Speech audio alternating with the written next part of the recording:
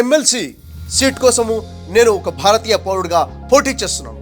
నిజమేంటంటే ఈ ప్రతినిధులు ఎవరైతే ఉన్నారో వారి ఎమ్మెల్యే కానివ్వండి, ఎమ్మెల్సీ కానివ్వండి, మెంబర్ ఆఫ్ పార్లమెంట్ కానివ్వండి, చీఫ్ మినిస్టరే కానివ్వండి, వారికి మనము జీతం ఇస్తున్నాం. మనం కడుతున్న ఈ ట్యాక్స్ నుంచే మనం జీతం ఇస్తున్నాము.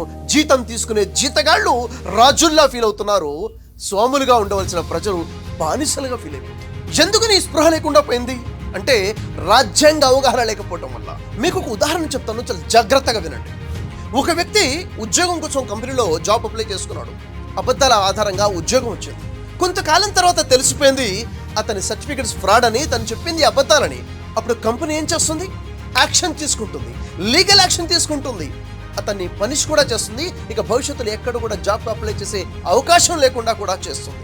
అలాగే మన ఎలక్షన్స్లో కూడాను కొన్ని పార్టీలైనా, కొంతమంది ఇండివిజువల్ వ్యక్తులైనా మేము మీకు ఇది చేస్తాము అది చేస్తామని మేనిఫెస్టోలు రిలీజ్ చేసి అబద్ధపు హామీలు ఇచ్చి ప్రజల్ని ఆశ కల్పించి వాళ్ళు రాజకీయాల్లో నెగ్గుతున్నారు, అంటే ఉద్యోగం సంపాదిస్తున్నారు. ఆ తర్వాత తేలుతుంది వాళ్ళు చెప్పిన మేనిఫెస్టోలో ఇచ్చిన వాగ్దానాలన్నీ అబద్ధాలని. ఇది ప్రజలకు చేసే మోసం కాదా? నిజంగా చెప్పాలంటే వాళ్ళు ఇచ్చే మేనిఫెస్టో ఏదైతే ఉందో అది లీగల్ డాక్యుమెంట్ అయి ఉండాలి. సిఏజీ వెరిఫికేషన్ తర్వాత ఆ పార్టీ అయినా సదరు వ్యక్తి అయినా కానీ సైన్ చేసి లీగల్ డాక్యుమెంట్ అయి ఉండాలి. అతను గెలిచిన 3 నుండి 4 సంవత్సరాలు కనుక అతను నెరవేర్చకపోతే అతన్ని పనిష్మెంట్ ఇవ్వాలి, లీగల్ యాక్షన్ తీసుకోవాలి, భవిష్యత్తులో ఎలక్షన్స్లో పోటీ చేసే అర్హత తీసేయాలి.